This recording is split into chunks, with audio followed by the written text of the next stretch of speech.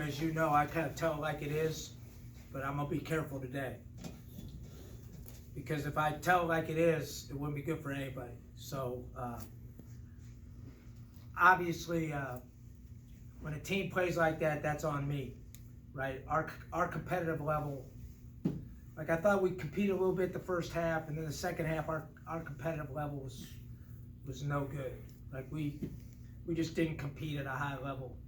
And that's what happens. You get your brains beat in if you don't compete at a high level, which is the most disappointing thing to me. I don't really care if we play poorly, but we didn't compete at a high level. When a team that averages 11 turnovers makes 20 turnovers, then their head's not in the game, right? And like I'm disappointed in that. Like we have to really gut check and figure out what we want out of this and whether we care about winning. Simple as that. And then, I can only play the guys that care about winning regardless of the results. I didn't think we cared about winning, really. And again, when a team doesn't care about winning, that's on the coach. So I take responsibility for it.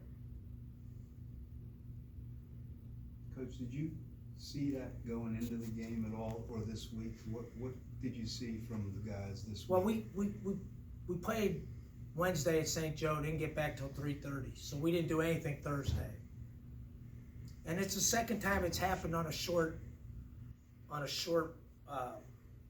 prep, because it happened to us against Dayton as well, right? The two worst games we played were on short preps. I don't know who did we play before Dayton? Dayton? So we played at 12 o'clock against Dayton on Fordham. Saturday, right? It was Fordham. Fordham. So, emotionally we got beat up a little bit at Fordham. Came back, didn't do anything on Thursday, right? Because we got home late. And the same thing happened. So that's a mental toughness issue. It could be a physical toughness issue too, but it's a mental toughness issue. So that's the stuff that bothers me. It's like everybody has to play through that kind of stuff. And we just didn't. We went. And your best players especially have to. So again, I have to, listen, I can't put it on anybody else. It's straight on me. Damn, if we can't play better than that at home, are you kidding me? I mean, that's ridiculous. I mean, and I don't think it was as a group, but we had some guys that just didn't compete very hard. Simple as that. That's how I saw it. Now I watch the tape to make sure, but again, that's my fault. If guys don't compete hard, then they shouldn't play, regardless of how good of players they are. The worst player to the best player, if they don't compete hard, shouldn't play. Coach, speaking of competing, Mohima had arguably his best game yet, and he became uniform with 5 blocks and sort of looked like he belonged on the court this time. Has his development the past couple of weeks given you more confidence to play him instead of Trey Williams 35, 40 minutes? I don't think I have any choice anyway, right? We're so small without him. It's the right thing to do to develop the team. We certainly aren't going to win any championships, so why not play him? I mean, he's a great kid. He tries hard. He's just developing. He's big, and he tries hard. He's going to make mistakes, and he's still learning the game, but he's taken a huge jump from last year to this year. And the blessing with the injuries is at least you get to develop him, and you know what you're going to get next year from him. Now, are you going to win with him this year? Maybe not. But he deserves to play because he competes. Keith, you've mentioned over the years a lot about instant gratification. When you start a game, 4 turnovers in your first 4 possessions and concede 5-0 boards in the first 4 possessions the second half, how do you make sure the guys maintain that effort on the court? And how tough is it to bounce back from that kind of a thing? So we kind of bounced back from that, but we started the second half like we're in La La Land, like we were just sleeping. We were sleepwalking, didn't care. The second time we did the same thing against Dayton. We weren't out of the game. I really thought at halftime we were going to win the game. I really did, but we didn't show nothing. So again, I can't fix that, right? I can't. The only thing I can do is play somebody else. But until they decide that they're going to compete come hell or high water, right? And especially when things go poorly, because that's what good players and good teams do, is when things go poorly, they play harder. And then bad teams don't play harder, they play worse. right? And so until they fix that, we can't win. And we've been down many, many times here, right, and have come back and won. But we didn't show any competitive edge at all today. Right? I mean, these numbers aren't going to really lie much. Right? Like look at the numbers, like individual numbers, look at the numbers, and those numbers aren't going to lie. Right? So that's a pride issue. We've all played, many of us have played where we don't feel great. Most of the time you don't feel great. Right? Like there's very few times where you feel unbelievable. Right? But the other guy's in the same boat. So you have to learn how to play when you don't feel great. And when you don't even really maybe feel like you can do it, but you got to play. And we didn't do that. And again, that's all on me. I'm not blaming them.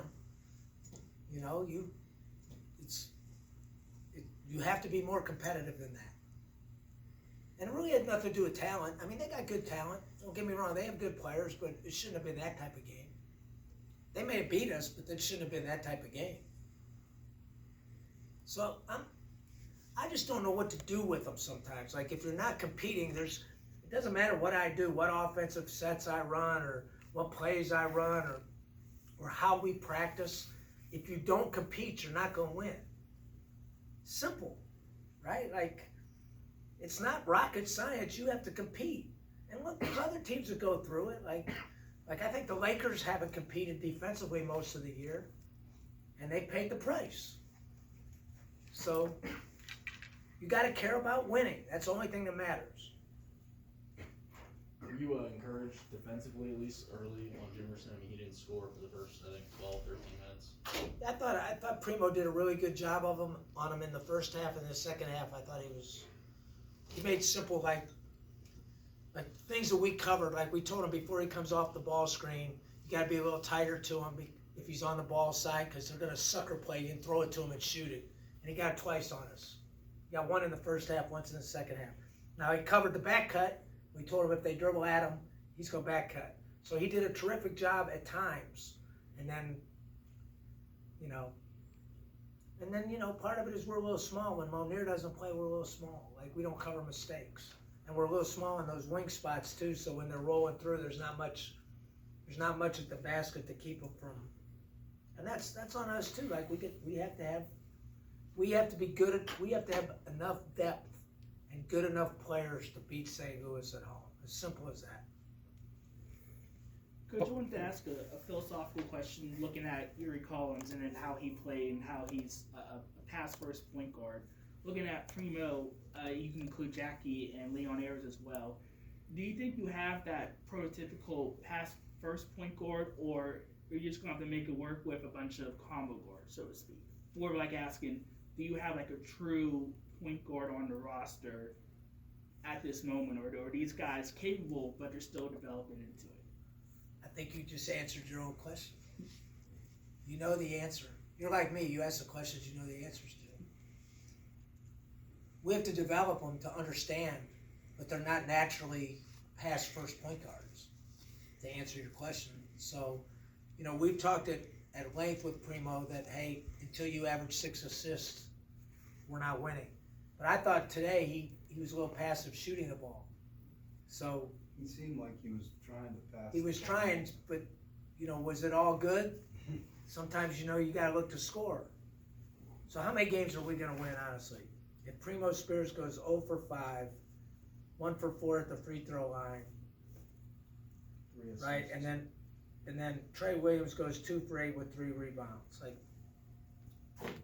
And again, I love Trey Williams, and I think Primo's a great talent too. I like him as a person, but we ain't winning much, right? Like it's just like if Anthony Davis and Braun don't play for the Lakers, they're not gonna win much.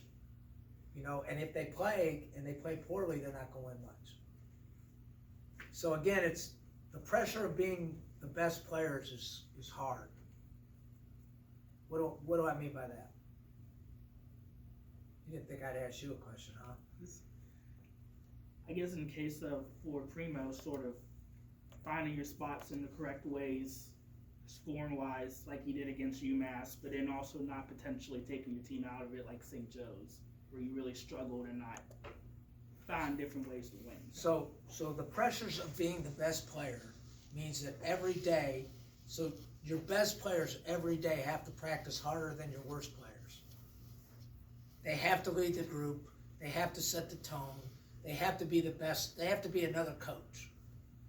And the teams that best players do that are the best teams. Now you still have to have good ability, right? Like right now, maybe we don't have enough ability. I mean, it's pretty obvious. Like we have to click on all cylinders to win. So, and that's nobody's fault but mine too. So, right now we don't have enough ability to win. It doesn't look like, right?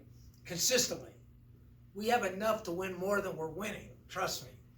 But the beat down mentally can affect guys, and the rally ability of young people has to improve. But my point is, your best players have to be the best every single day. It has to be, and the teams that have that generally pretty good. So you go back to St. Louis, like we pretty much had our way with St. Louis since I've been here. 4-2. We won the last 2 by 14 on a team that the last time we played them, they were 17-5, and we beat them at St. Louis. But we had a little different makeup on those teams. We were very old. We had unbelievable belief in ourselves, even too much. This team here has like some fragility, that the belief structure is not great, right? And rightfully so, because they've got smacked around a couple times. So that's the hard part, is you have to mend their fragility, and at the same time you have to be tough enough to get them better. So that's a tough dynamic, right? Especially if a guy's not naturally mentally tough or has never been in that position. That's coaching. But it's hard because they have to buy into that. And it has to be the whole group.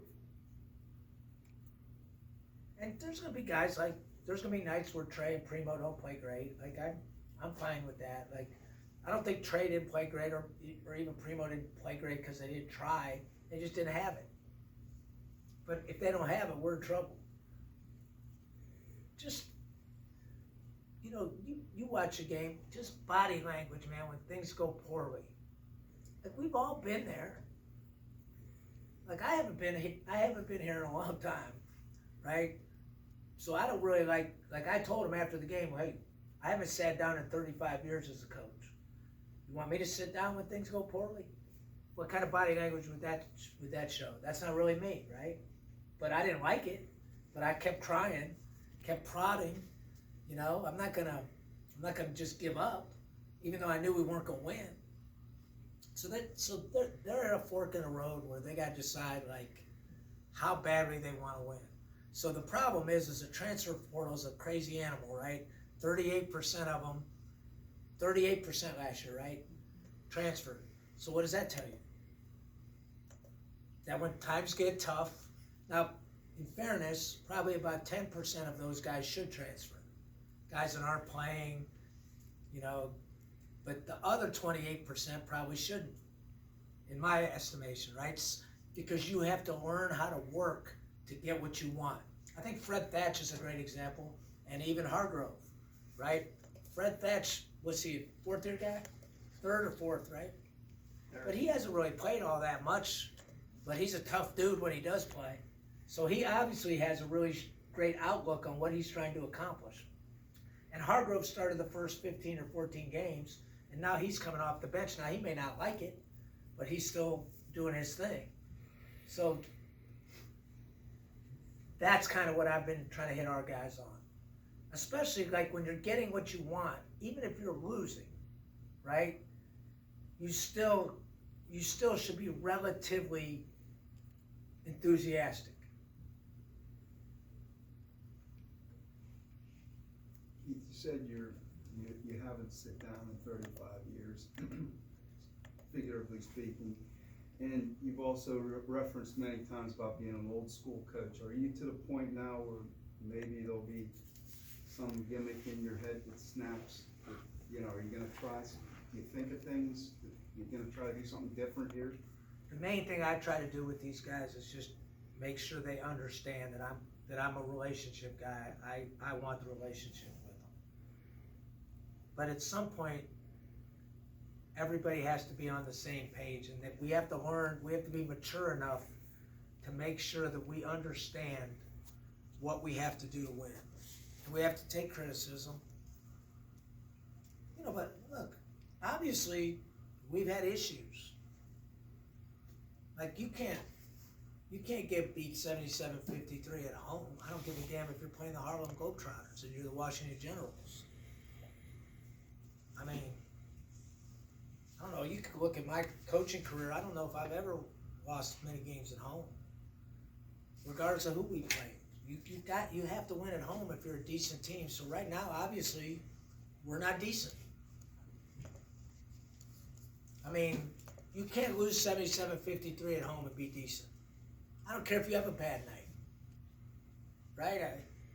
That's how I see it. So that's the disturbing part to me, is I have to figure out a way to fix it. But I think they have to fix it. One person at a time. So the last two keys I put on the board was composure, composure and belief. That was 6 and 7. You be the judge. Composure was shaky. Things went bad. Didn't keep our composure great, and our belief structure obviously wasn't great. Because you can't go if you have good belief. So again, I'm not blaming them. Look, I get paid to make sure that doesn't happen.